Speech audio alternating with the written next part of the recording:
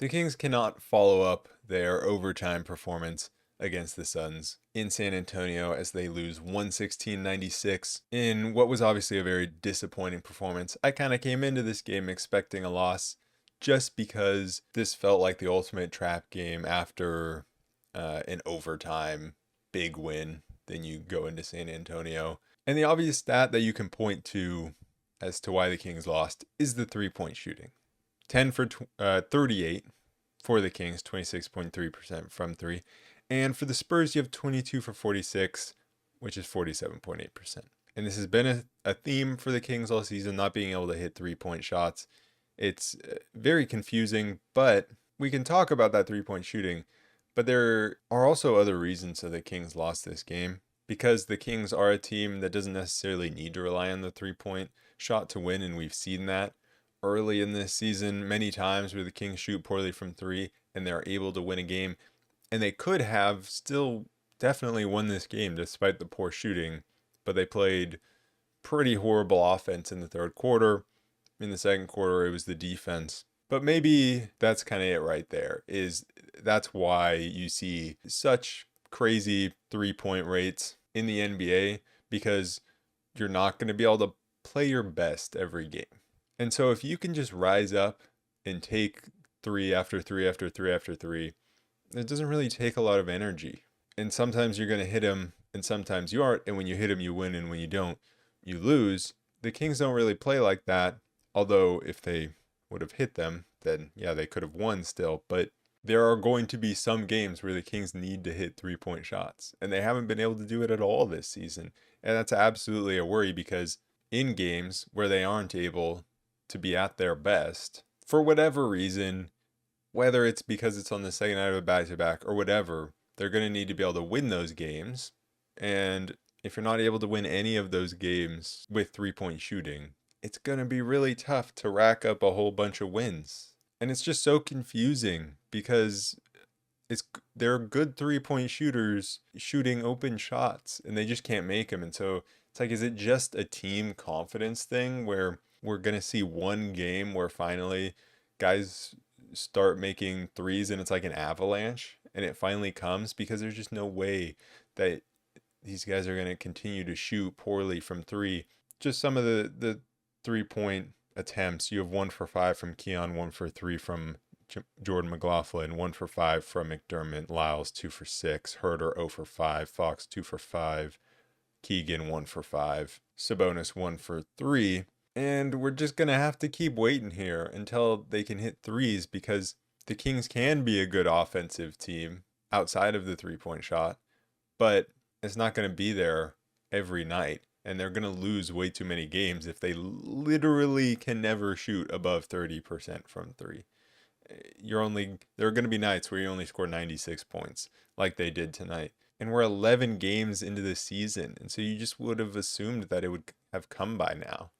And it just hasn't.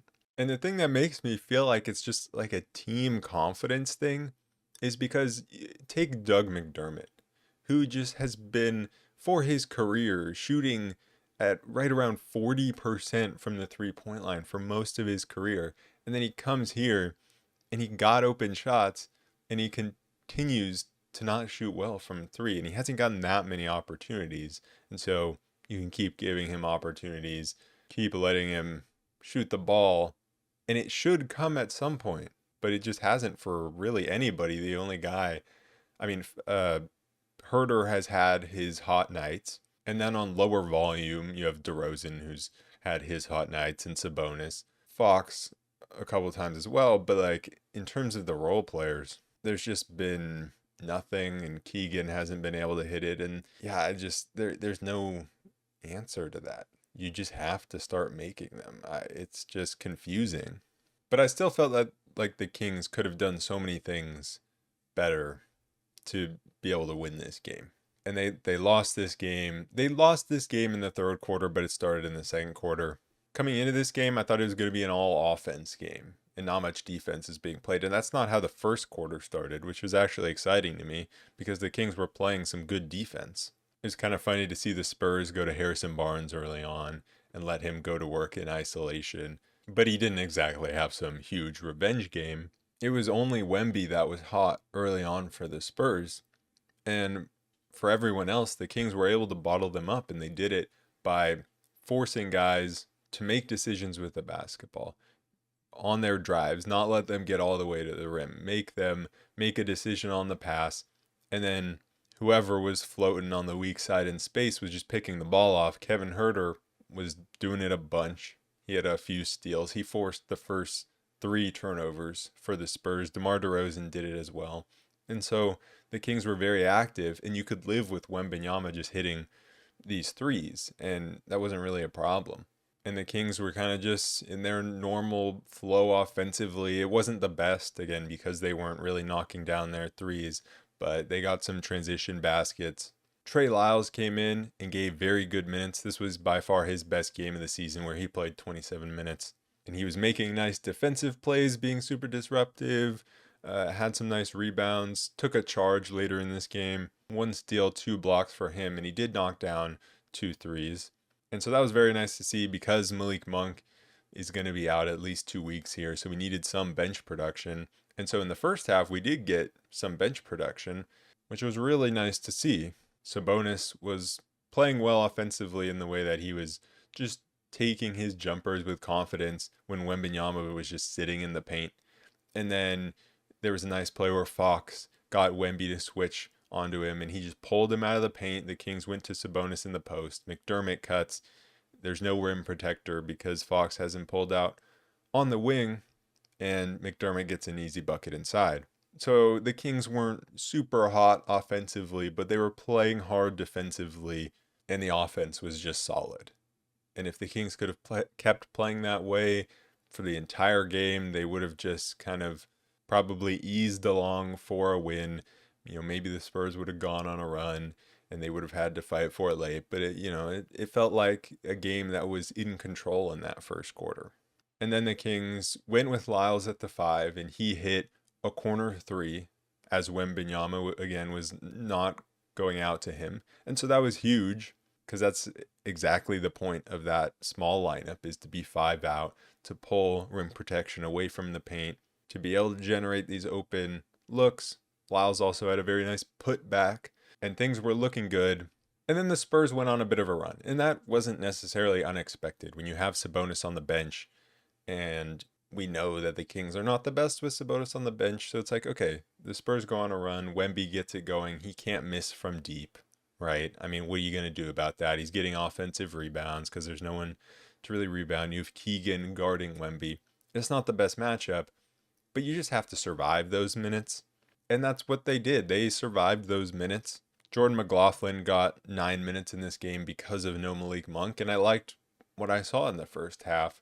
He got a steal. He was pushing the pace. He was making the right decisions in transition. He hit a 3. He also got another nice basket. And so it was right around a tie game when Sabonis re-enters the game and Wemby leaves. And right there, the next stretch was kind of where it all went wrong for the Kings. You have Sabonis on the floor. You have Wemby off the floor. That's where you're supposed to retake that lead and really push it. But then the Spurs went on a run without Wemby, and it was just bad transition defense. At the end of the second quarter, it was bad transition defense.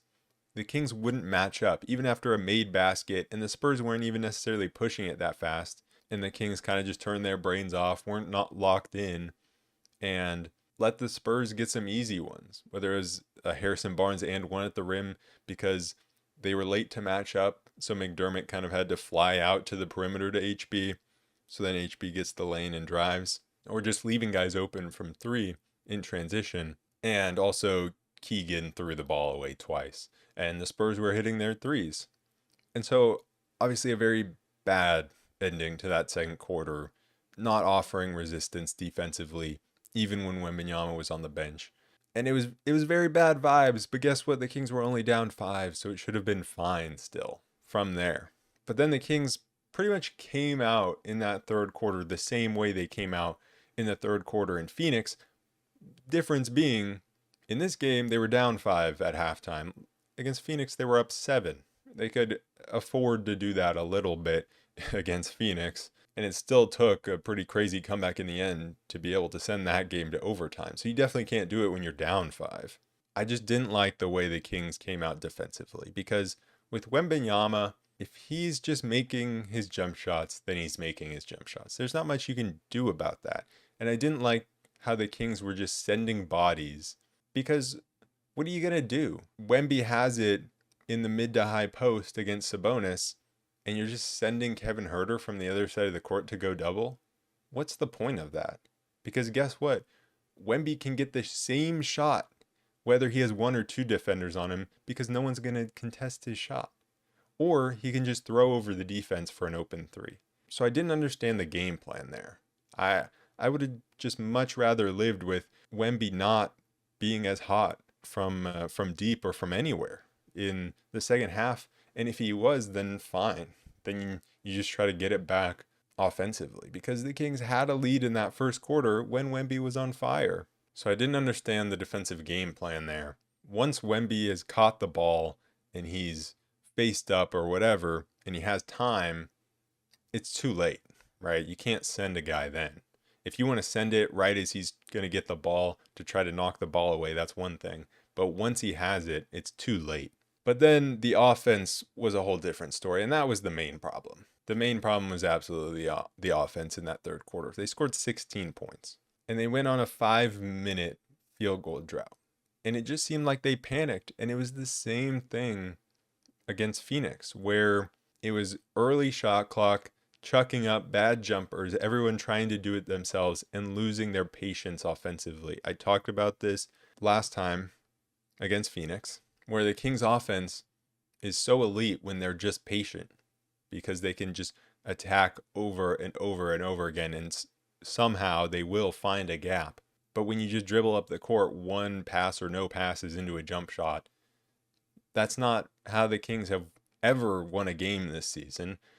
If you're hot from 3, then that might work, like what the Spurs eventually started doing because they were hot from 3, so they could just chuck up shots.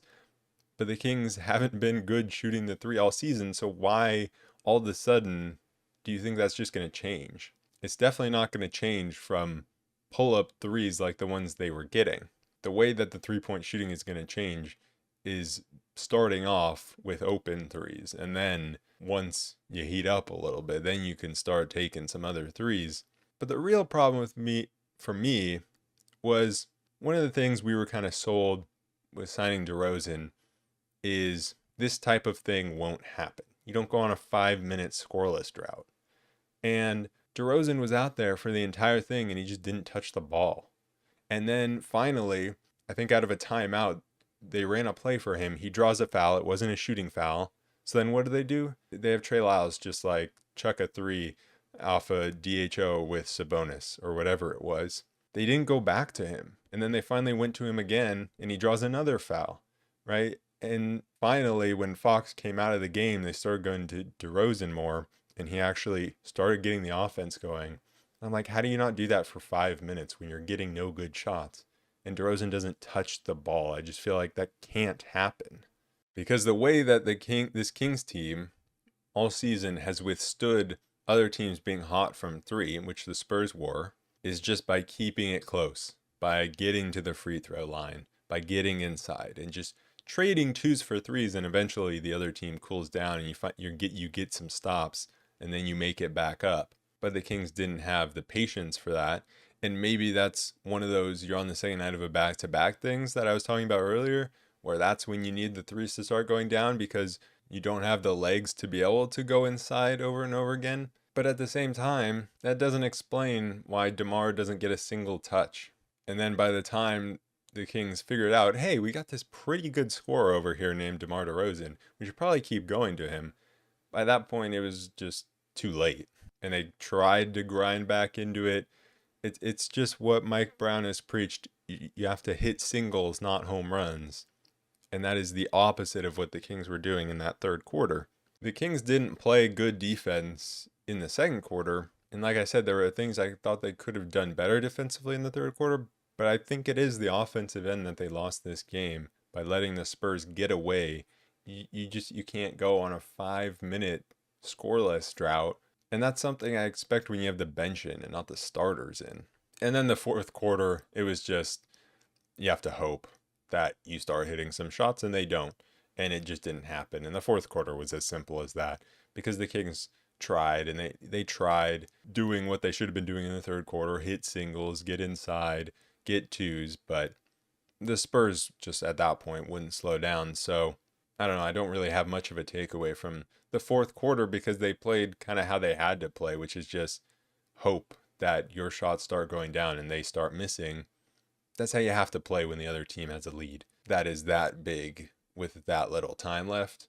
And it was just, unfortunate that it didn't happen, right? The fourth quarter, obviously not why they lost this game. So I don't really have any takeaways from the fourth quarter. I think the real problem is that at no point in that run at the start of the third quarter, at no point did anybody say, hey, let's slow it down here. Let's stop with the early shot clock chucking and let's get it to DeRozan, or even just get it to Fox for a better play other than just have him taking a bad off the dribble three from deep. But at some point, somebody, whether that's the coaching staff, Mike Brown, should have probably called a timeout earlier and done this. But also, you need Fox to be assertive, or you need DeMar to be more assertive, or you need Sabonis to be, the floor general that he's supposed to be and get this sorted out. It's just the fact that nobody out of those four leaders of this team, the three player stars plus the coach, that nobody figured this out in like a 5-minute span. And when you're shooting that bad from deep, you can't afford to have a 5-minute span like that, because you can win when you're shooting 26% from three, but not like that.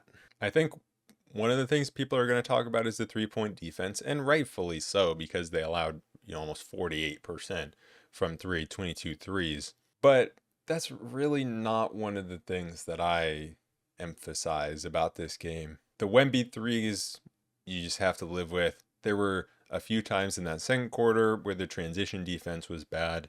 In the third quarter, there were some times where there was just overhelp, being too far into the gaps. But that was about it.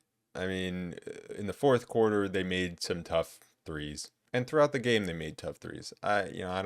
Sometimes teams are going to be hot. The Kings' 3-point defense in the past few games has been good. So that's not something that I really even care that much about from this game. I didn't have that much of a problem with the Kings' defense for most of this game. Looking at some individuals, Sabonis, I thought had a very solid game, 23 points, 11 rebounds, 4 assists, went 1 for 3 from 3, but was knocking down those mid-range shots to be able to try to, punish Wemby from being just camped out in the paint. It's not his fault. Guys can't hit 3-pointers, but like I mentioned before, the one thing he could have done was organize the team in that third quarter to be able to get a better look and to just get the ball to DeRozan more. And then going to DeRozan, 21 points, 8 for 15 from the field, was efficient, was making all the right passes as well. You could see the playmaking, 6 assists, 8 rebounds. He was doing it defensively, like I mentioned in the first quarter especially. But the only criticism would be that he could have been more assertive when the Kings went cold in that third quarter. Because when he got the ball, he was very, very good. Keegan had his worst game of the season, no doubt. He only played 29 minutes, which I'm happy with. If a guy's going to play such a bad game and he's been playing such heavy minutes, it's good that he only played 29 minutes. Because that might be part of the problem with what we're seeing with Keegan. I've talked about that before. It's like, is he just asked to do way too much, and that's why his 3-point shot hasn't been there? It's possible. I don't really know. But he took some tough shots, didn't make them, had those bad couple of turnovers at the end of the second quarter, and just didn't look like himself out there. Fox had a fine game. Thought he was solid defensively. I thought he was really good on ball defensively when it came to coming around screens. Not as much, but a fine game defensively from him. And offensively, it was also just a solid game. But we needed more than, a solid game from him. We needed a 40-point Fox night pretty much to be able to win this game with the way other guys were shooting, with Malik Monk being out. We needed someone to just absolutely catch fire, and it didn't happen. But individually, he was fine. Kevin Herter couldn't knock down a shot, and right now, he's the only guy that we can really rely on to hit shots. So if he's not hitting shots, it's pretty bad. I mean, he did other things well. He was amazing defensively in the first quarter, and that's great. And from an individual standpoint, like that's what you want to see. You want to see him being able to impact the game in other ways other than his shooting. The problem is right now, the Kings need his shooting. When you look at seasons past, like last season, it would have been great if he was like playing this type of game but not shooting well because we had other guys shooting well, and so it's like, wow, he can actually get significant playing time despite not shooting well. But the unlucky thing is that's just not what we need right now because no one else can hit a three. Lyles, it feels like he's starting to build something. He played 27 minutes, played a lot in place of Keegan, especially down the stretch. Felt like we played our guys a little bit too much down the stretch. It was over. I felt like I hated that it was just like just close enough to keep the starters in. I wish we just would have gotten blown out so he could have taken them out, didn't need to play them all these minutes. But Lyles had his best game of the season, even though he was only 2 for 6 from three. At least he hit a couple and he was making an impact in other ways. And so it feels like he's just starting to just build up the positive moments. He finally had multiple positive moments in a row, which is exactly what I've been waiting for with him. But again, it's like it's another moment where just like Kevin Herter, it's like it's great that he's doing these other things, but it's just we kind of just need him to be able to just hit all of his threes at this point because no one else can. McDermott, surprisingly solid enough defensively. Like he's surprised me this season with how he I don't feel that bad when we're playing him extended minutes because he isn't giving up that much defensively. Had a nice cut to get to the basket, was getting up his 3-point shots, but he doesn't really contribute anything other than his movement off the ball. And so going 1 for 5, it's just not a good game for him. But he played 13 minutes because we just needed someone to be able to shoot threes. McLaughlin, his best game of the season, was able to get some nice scores, push the pace well. His only turnover was in garbage time. So he was solid, didn't turn the ball over. And he's another guy who hopefully he can build on these minutes because we need him badly with Monk out. And then Keon, 1 for 5 from three. The thing that frustrates me so much with Keon is so many times it feels like he has the open three, especially in transition. It feels like he has the open three, then he like dribbles inside, makes the pass, goes back out to the 3-point line, catches it again, then shoots. In transition, I want him to shoot the first time, but only going 1 for 5. I mean, made some nice defensive plays, but same thing as everyone else. Needs someone to be able to make a three. We can't just have a bunch of guys who are doing the little things. Like you can't have just three guys that score the basketball, right? You need some more help. We did get some injury updates though. Like I said, Malik Monk reevaluated in 2 weeks. That feels okay because it looked really bad when it happened with his ankle, and he wasn't even questionable to return. They just immediately ruled him out. So we'll take 2 weeks. It's going to be a tough 2 weeks, but we will take only being 2 weeks. The good news is Orlando Robinson seems to be getting close, and a guy off the bench that I have no idea what Orlando Robinson's going to give. I have no idea if he can establish himself as a rotational player or whatever, but anybody that might be able to come in and make a positive impact is very welcome. And then not really anything that new, but Devin Carter, I mean, he'll be reevaluated in January, but I believe I saw something that said he has like no restrictions on his shooting now, so he can just keep getting shots up, which is good news with his shoulder. Just seems to be, from what we hear, progressing along the right path. But that wraps up a quick little 2-game road trip. And here are the positives about where the Kings are at.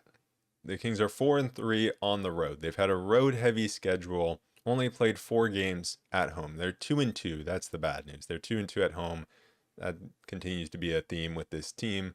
Hopefully, I mean, that's a small sample size, only 4 games, so we won't react to that yet. But the last 2 seasons, Kings haven't exactly been the best home team. So hopefully they can get something going here on this 4-game homestand that they have coming up.